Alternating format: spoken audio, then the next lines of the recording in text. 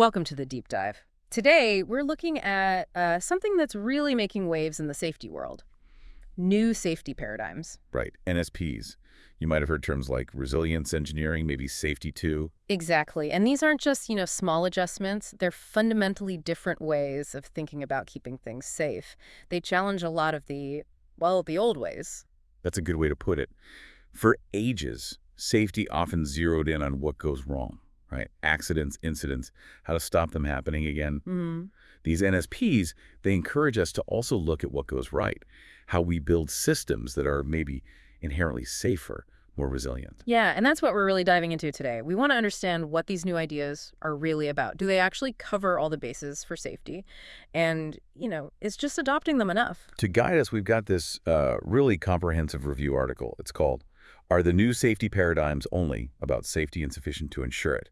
An overview and critical commentary. Sounds like just what we need. It's great because it pulls together insights from 13 really key books by the leading thinkers, plus loads of peer-reviewed articles. It synthesizes a lot. Okay, so our aim for you listening is to cut through some of the buzzwords, give you a clear sense of these new concepts, the good bits, maybe where they fall short, and why it matters. Okay? Let's do it. So how did this review article tackle such a big topic?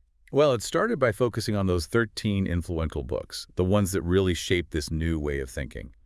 Interestingly, they specifically excluded areas like traditional safety engineering for this initial review. And technology, things like process safety. Yeah, those two. For the book review part, they wanted to get right to the core conceptual shifts being proposed. Makes sense. And these books, they're the heavy hitters, aren't they? Week and Sutcliffe on managing the unexpected. Hollnigel's ET-TOW principle, his FRAM method. Decker's drift into failure, safety differently. Levson's engineering a safer world with that systems thinking lens. Exactly, a real powerhouse collection. So from reading all those, the article author spotted 4 key themes that kept coming up. They laid these out in a table. Okay, theme number 1. The first one is just about the definitions of safety itself.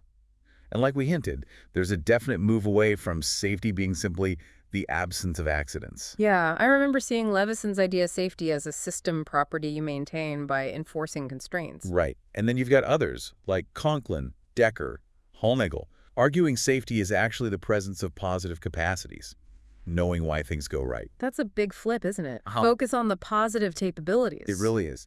Okay, second theme, system and organizational management. This pushes us beyond just looking at, say, one person's action. Right, I gotta look at the whole context, the organization. Key ideas here are things like, well, accepting it's impossible to map every interaction in a complex system. Yeah, you can't predict everything. And recognizing that variability in how work gets done isn't just inevitable, it's often necessary for adapting. And organizations need that resilience, that ability to sense and respond. That makes total sense. Not just reacting after the fact, but building in that capacity to handle surprises, understanding normal work, not just failures. Precisely. And maybe questioning if a rigid zero-accident vision always helps learning. Okay, theme 3. Work performance and management. This zooms in on the people, but again with a slightly different angle. Not just seeing human variability as the problem. Exactly. Seeing it as often essential for flexibility, for making things work when conditions change. And the whole idea about blame, that blaming individuals is often, counterproductive, doesn't help you learn. That's a huge part of it. Shifting towards trusting people, valuing their expertise, the folks at the sharp end. Makes sense. And the last theme? Event causes and outcomes. This one really challenges that traditional linear accident model. A cause B cause C. The domino effect idea. Yeah. NSPs argue that bad outcomes usually come from complex interactions. Lots of factors, different levels of the system, all playing a part. So it's not just one error. It's the culture, management choices, resources, this whole web. Exactly. Those broader systemic things, trade-offs, communication breakdowns, they play a much bigger role than we often thought. So these 4 themes, pulled from the big books, they kind of set the foundation for the rest of the review, for looking at the wider research. That's right. They use these themes as a baseline to then examine specific NSPs in the published literature and ask those critical questions. Are they only about safety? Do they cover enough ground? Are they sufficient on their own? Okay, framework established. Let's get into the specifics. What did the review find about individual paradigms, like high reliability organizations? Okay, HROs. The review found they're discussed a lot, especially in healthcare literature. Much of the focus is on Week and Sutcliffe's 5 mindfulness practices. That's the preoccupation with failure. Reluctance to simplify, sensitivity to operations, commitment to resilience, and deference to expertise. Those are the ones. But the review also flags some practical issues. That mindfulness audit tool they developed, apparently not widely used, or at least the results aren't often published. And proving it works. That's a key challenge. Because there aren't many rigorous controlled studies, it's really hard to say HRO itself caused an improvement separate from everything else an organization might be doing. So people might use elements of HRO thinking, but not the whole package in a way that's easily studied. That seems to be the case often, yeah.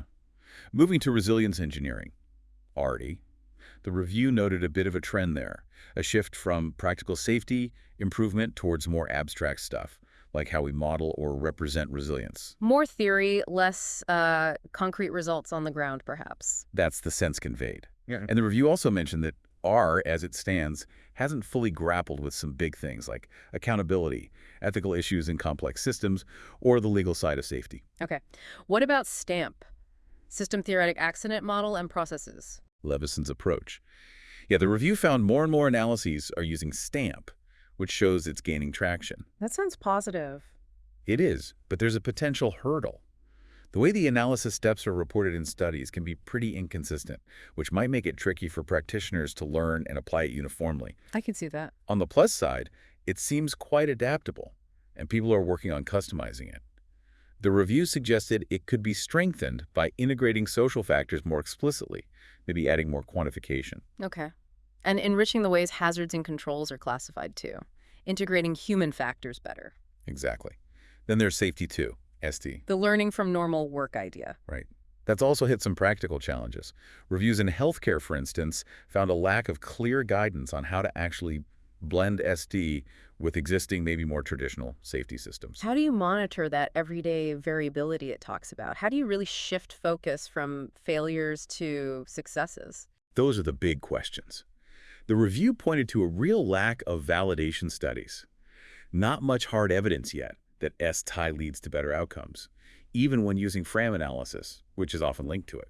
So mostly explored in certain sectors like aviation and healthcare, often with qualitative methods. That's what the review indicated. So yeah, the overall picture from the peer-reviewed stuff suggests maybe a significant gap between the theories being developed and the practical proven application in diverse settings. Interesting. So beyond looking at them one by one, did the review look at studies comparing different paradigms? It did. One key point was just the sheer challenge safety pros face in adapting these new ways of thinking. The shift from compliance and fixing after failure towards this more proactive, adaptive stance is a big ask. I can imagine a major mindset shift. Definitely. Looking at construction specifically, RE and HRO were the most studied there. But again, a lack of solid evidence on how well they work in that complex world of subcontractors and temporary projects. Plus, a shortage of good implementation tools for that industry. It seems like a recurring theme theory and frameworks are developing, but the practical, industry-specific how-to and proof is lagging a bit. That's a fair assessment based on the review. It also highlighted the ongoing debate about safety I versus safety II. Some argue their complementary use, SI for near misses, SI for understanding resilience. Like using the best of both worlds. Potentially. But then you have figures like Nancy Levison arguing strongly against that. She feels safety I wasn't even properly understood and advocates for her safety II systems approach. So still lots of disagreement there. Okay. And comparing HRO and RE directly. The review noted they share theoretical roots, complexity, positive attributes, but differ in focus. HRO may be more on organizational reliability, RE more on the nature of work, socio-technical systems, seeing human error as a symptom. Different angles on a similar problem. Sort of. The review suggests they could be complementary, aiming for both reliability and resilience. But there were critiques too, right, of the newer paradigms? Yes. Particularly RE sometimes faces this paradox. Yeah. Striving for resilience might lead to more controls, more bureaucracy, ironically creating the inflexibility NSPs often criticize. Huh. That's counterintuitive. It can be. And then there's the general point again. Lack of practical implementation methods for most, FRAM being an exception, and still not enough strong empirical evidence of positive outcomes across different contexts. Okay, so that covers the individual paradigms and comparisons. Let's pull back again, thinking about those original 13 foundational books. What's the bigger picture emerging from them? Well, there's definitely a strong consensus in those books that modern safety has to look beyond the immediate local stuff. You absolutely need to consider wider systemic factors, organization, communication, regulators. That seems pretty clear. It's also notable, as a review points out, that most of the authors come from psychology or organizational behavior. Levison, with her engineering background, is more the exception. And the fact they often collaborate suggests a shared intellectual space. It seems likely. But here's a really provocative idea from the review. If you took out all the specific safety language from many of these books, Yeah. they could pretty much stand as general guides to good organizational and systems management. Wow. That's quite a statement. So safety isn't the only focus, maybe. It suggests that maybe safety acts as a kind of entry point, a proxy. Because safety is so sensitive, so regulated, it becomes a lever to push for broader organizational improvements that are needed anyway. That makes a strange kind of sense. The review even mentioned workers sometimes calling things safety issues just to get management's attention faster. Yeah, anecdotally. Though the authors caution that could dilute focus on genuinely critical safety problems if overused. True. But this proxy idea fits with how the definitions of safety in the books often overlap with general goals, doesn't it? Like Levison's system interactions, they determine all system properties, not just safety. It's exactly. Or Hallnagel talking about allocating resources effectively across multiple goals. That applies everywhere.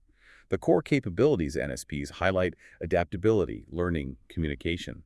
They're vital for overall organizational health, not just safety. Which logically leads to the idea that things like just culture or organizational learning can't really be siloed just in the safety department, right? They need to be business-wide to work properly. Precisely. Yeah. It makes no sense to have a no-blame approach for a safety slip, but punish someone harshly for a quality error. So that brings in integrated management systems, IMS, trying to connect safety, quality, environment. Hallnagel even uses terms like synesis or unification. But the review points out we still don't have a clear, agreed definition of integration, and the roadblocks to implementing IMS sound suspiciously like the problems NSPs are trying to solve. It's also interesting the review noted safety culture isn't as central in these foundational books as you might expect. Right, given how much it's talked about elsewhere. Many NSP authors seem to view it more as an outcome, something that emerges from how the organization works, rather than a thing you can directly manipulate as a primary cause. Levison being a bit of an exception again, seeing it as manageable. Yeah, she presents it slightly differently. So the review suggests that if you put Stamp aside for a moment, the other books offer perspectives largely from organizational psychology. Valuable principles, maybe, but lacking directly testable hypotheses or a strong focus on technical safety aspects. So Stamp might be closer to a theory of safety, while the others are more like principles of effective management, using safety as a key illustration. That's the argument the review develops. Another big point is the lack of clarity on adapting these ideas to different contexts. Yeah, it sometimes feels a bit like a universal prescription. It's exactly. Despite calls in the field for context-specific interventions, these foundational texts don't always address that strongly. And who are they written for? What background knowledge is assumed? There's a real risk of right tools, wrong hands, if the ideas aren't fully grasped in a specific setting. And invoking complexity theory, but maybe not fully acknowledging the challenges of acting with incomplete information. That's another critique raised. And finally, the discussion touches on the implicit ethical leanings. Oh, what kind of leanings? The review suggests tendencies towards pragmatic ethics, situational virtue, maybe even feminist ethics, depending on the author.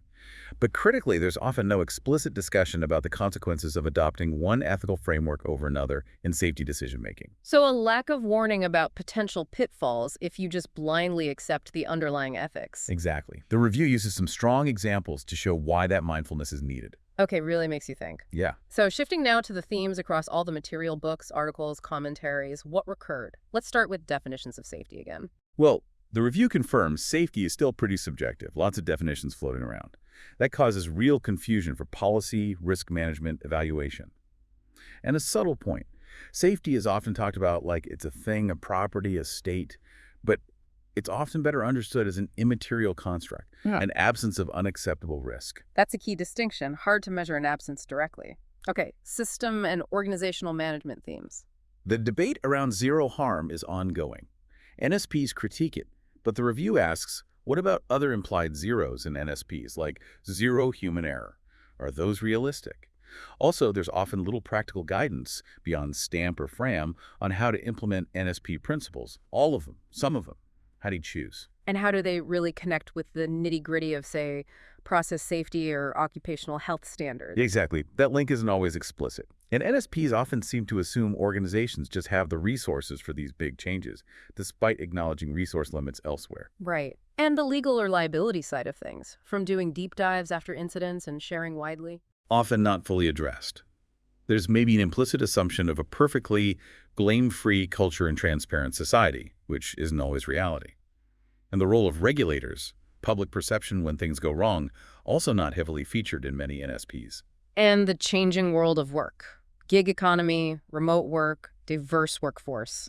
The review found most NSPs haven't really caught up with that. They tend to model organizations as fairly stable, traditional hierarchies. It's unclear how well their premises apply to these newer, more fluid ways of working. Okay. What about work performance and management themes? There's often an implicit assumption that workers are universally competent and motivated for improvement, maybe overlooking differences in technical skill or experience. And assuming a single worker voice. Yeah, potentially ignoring diverse perspectives within the workforce, which makes managers' jobs harder. And the human factors focus seems skewed towards organizational psychology, maybe less on individual cognition or physiology. And that pattern of framing bad as top-down failure and good as bottom-up success. The review notes that tendency in some literature. Plus, managers' own well-being is rarely considered. And there's that apparent contradiction. Opposing reward punishment for workers, but maybe implicitly using it for managers. And the bottom line that even systems approaches need behavior change. Right. So traditional behavioral safety ideas might still have a place. Okay, lastly, event causes and outcomes. Here's that paradox again.